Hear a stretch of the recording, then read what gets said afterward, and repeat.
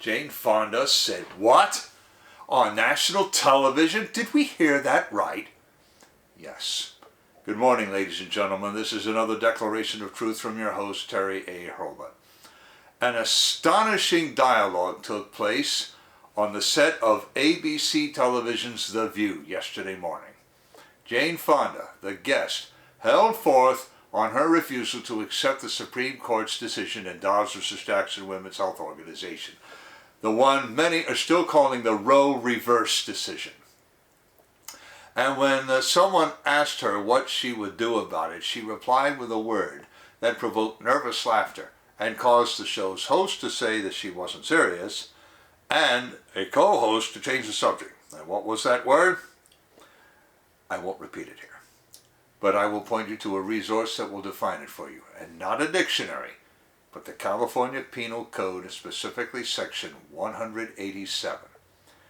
I've left a link to it in the description in case you don't remember what Section 187 is from the many police procedurals that Universal Studios, Mark 7 Productions, and many others have made, chiefly, or maybe it's Mark 7 or 6, chiefly in Los Angeles. Here I will say that Section 187 covers a very bad act. Now, two questions suggest themselves. One, who are her intended targets? Two, why didn't anyone seriously remonstrate with her and ask her to take her remarks back? Before I describe that segment in detail and tell you its implications while still trying to keep the things family friendly, I do want to shout out to the prime sponsor of this channel, which is Conservative News and Views. Link in the description. And be sure to check out the awesome CNAV Store. Scroll down near the bottom for that link. Lots of great merchandise there, especially this t-shirt that I have chosen for today, which depicts a child in the womb and has this caption, "Not your body, not your choice."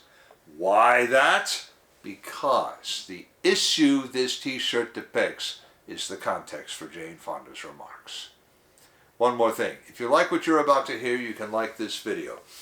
You can also click the bell icon to get a notice every time I come up with a new one. In fact, you see the new icon, the heart shape with the US dollar sign in it? Super thanks icon. If you really want to keep these videos coming, click that and leave me a tip. Any currency will do so long as it's legal tender. Now, I'm going to get into this segment. Let me describe to you exactly what Jane Fonda said. You will need to know this to judge some of the hyperbole that has broken out on Twitter and YouTube, to name two platforms. And I do not mean to excuse Jane Fonda when I say that. I say it in the interest of justice. Her remarks were bad, but not specific. You'll all will become clear very shortly. Nicholas Fondacero has the original 1-minute snippet from Jane Fonda's appearance on The View. I have a link in the description to his tweet and to 3 others from Citizen Free Press, Greg Price, and Colin Rugg. Nick Fondacero just shared the raw footage with no edits, no supplements. Citizen Free Press tried to add English captions, and in my semi-pro opinion, they didn't do the best caption job I've seen. Price and Rugg just copied Nick, so remember, Nick has the original. I also have a link to a YouTube video that runs about 2.5 minutes and reproduces most of the footage. The original clip runs for about 1 minute and 3 seconds, give or take 2. And now I'm going to reconstruct that conversation and tell you as best I can who said what. 6 women took part in this conversation, and in the order in which they were sitting on that soundstage, from left to right, they were Joy Behar, chief hostess on The View, her colleague Sarah Haynes next, then Jane Fonda and her friend and acting colleague Lily Tomlin next, in that order, then Sunny Hostin, and finally a 6th woman whom I regret to say that I cannot identify. And herewith the dialogue. Jane Fonda begins first. Quote, "We have experienced for many decades now having agency over our body," and here's where she looks about ready to cry. I kid you not. Moving on. Quote, being able to determine when and how many children to have. We know what that feels like. We know what that's done for our lives. We're not going back. I don't care what the laws are. And here's where the studio audience breaks out in loud hand clapping and cheers. Then she goes on, quote, "We're not going back. Women will rise up," unquote, Jane Fonda. Tall words, right. But that's not the punchline. Sonny Hostin picks it up here. Quote, "That's the activist, that's Jane speaking, and she probably will get the Nobel Prize," close quote. To which Jane Fonda answers, quote, "But it's the truth. It is the truth. I'm not going to do it." Emphasis hers. Now, Joy Behar asks a reasonable enough question. Quote, "Besides marching and protesting, what else did you suggest?" Close quote. And that is when Jane Fonda looks directly at Ms. Behar, locks eyes with her, and repeats, well, I'll just say 187, and you'll know what word I mean. Lily Tomlin, meanwhile, has been saying, quote, and here's where she said something I didn't quite catch. Maybe it was night as an opposite of day, or maybe knight in shining armor. I couldn't tell which. She went on and said the words, "not a miraculous," and then she breaks off and looks at Jane asking, "What did you say?" And Fonda turns to look straight at her and repeats the 187 word. The sixth woman, seated at the far end of the table, just cackles. We also get nervous laughter from the audience. Sarah Haynes, seated on Fonda's right-hand side, asks, "Wait a second, did she just say?" And Joy Behar jumps right onto that and cuts Sarah Haynes off. "She's kidding," she says. The sixth woman, at least I think it was the sixth woman, says, "Don't say that." Some crosstalk followed just then. And then Joy Behar said, quote, "But you don't know. They'll pick up on that and run with it. She's kidding, okay?" Unquote, Joy Behar. And are you already asking who are they? Hold that thought. Anyway, more nervous laughter breaks out. The sixth person is, and I kid you not, whooping it up. No mistake, I saw her. And then the camera locks on Jane Fonda, giving the camera a look that drips icicles and pursing her lips together tighter than the two shells of a clam. And boy, is she steaming. I mean, there's fire coming out of her eyes and steam coming out of her ears. Well, that's how she managed to project. Finally, Sonny Hostin changes the subject. Quote, "Well, let's move on and talk about Jane's activism, which is legendary," and that's where the clip cuts off.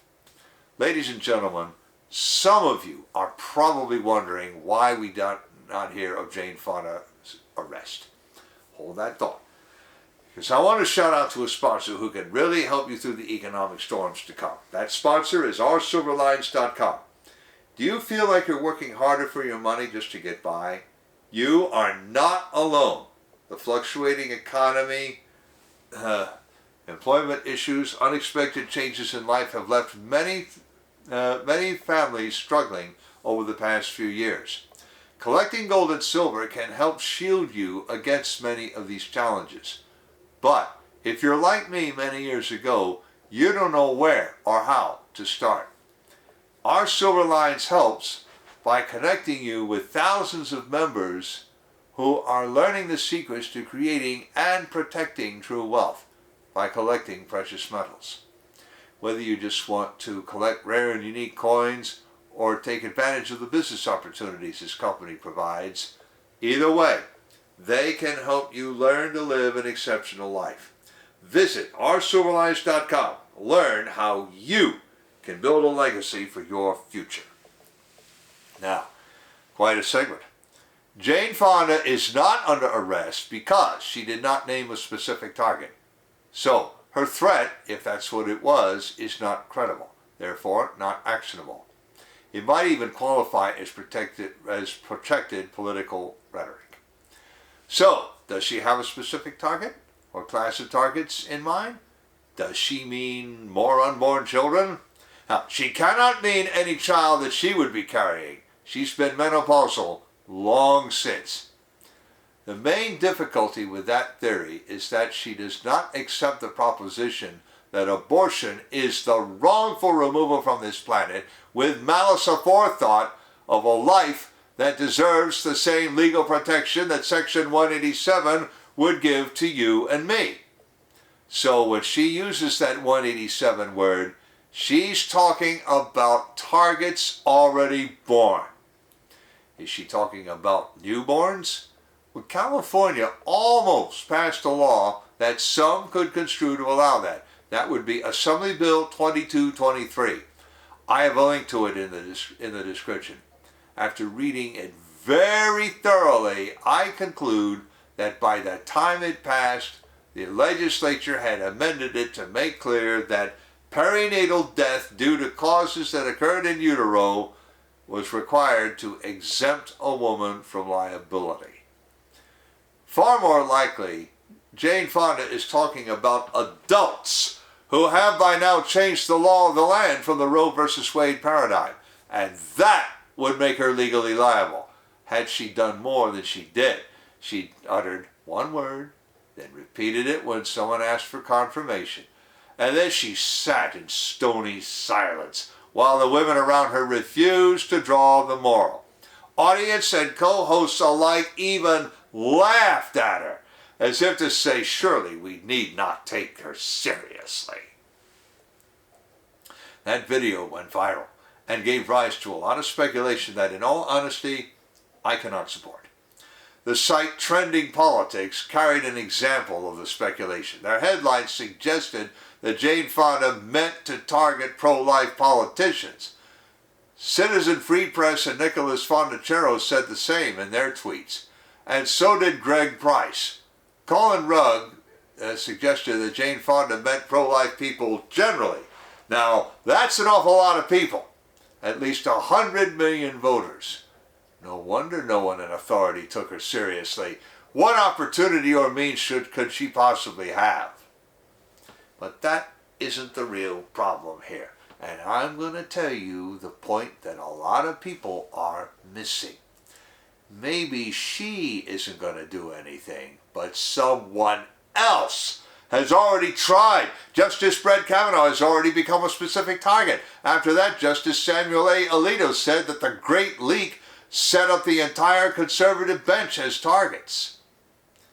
Nothing came of the plan against Kavanaugh, and no one has since thrown anything at the conservative bench but angry but empty words. Now, that's not true of several crisis pregnancy centers, which have suffered night attacks with equipment destruction and other property damage. Sometimes the attackers mistakenly attack the wrong targets. I remember a case in Portland, Oregon. The attackers thought they were hitting a clinic that was against ending pregnancies before term. But this was a clinic where they did that kind of procedure. And the FBI have shown no inclination to do anything about it. Or do anything to stop it. This, although they have been beating down doors to arrest people who just talk to other people on a public sidewalk on this issue. Hear this, Joy Behar. You said people were going to pick up on what Jane Fonda said and run with it? You bet your sweet life we will, as I am doing right now. Not because Jane Fonda's threat was credible, I don't really think it is, but because she uttered it at all. And not only did she say it, she clearly meant it, or she wouldn't have simmered in anger. She would have taken it back, or at least apologized for making a bad joke. And what about the others?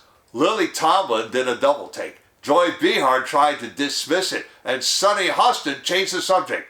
But no one on that stage gave a thought to who, outside the studio, might draw inspiration from Jane Fonda's words.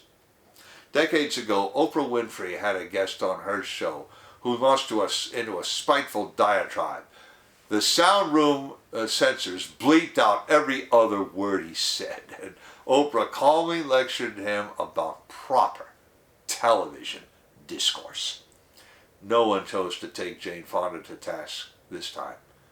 They treated her remark as absurd, which it was, but didn't suggest that she take it back, as they should have. Again, decades ago, the two major airports serving Dallas, Texas, carried signs in the secure areas or near their entrances. They said, quote, "Comments about guns and bombs are taken seriously. Please, no jokes," close quote. Well, pay attention, Troy Behar. Pay attention, Jane Fonda. Pay attention, you at ABC Television. Section 187 of the California Penal Code is not a joking matter either. Not on live television, not for publication, and certainly not when explosive ideology has already claimed casualties and damage, nor when pyromania has found a convenient excuse. Words mean things, and I weigh them with the same exquisite care with which a nuclear weaponist weighs weapons-grade plutonium, and for the same reason. And I expect someone who used words for a living for decades and won 14 Academy Awards doing it to do the same, especially as Oscar season is already upon us, and the Oscars will have their show this upcoming Sunday evening. Links in the description of the article, to Section 187 of the California Penal Code, to the 4 tweets containing the snippet from The View, to the YouTube video also using the footage, to Assembly Bill 2223, to my Declarations of Truth Twitter account, and to Conservative News and Views. I've also left links to the awesome CNAV Store and to ourcivilized.com, as I also mentioned. You know already about how to like a video, turn on notifications, and leave a tip. On the end screen, I'm going to leave a subscribe link to my channel and links to 2 videos that I've done already on this issue, and to the video from that other influencer on what Jane Fonda said yesterday morning. This is Terry A. Hurlbut delivering another declaration of truth and reminding you to let the truth set you free.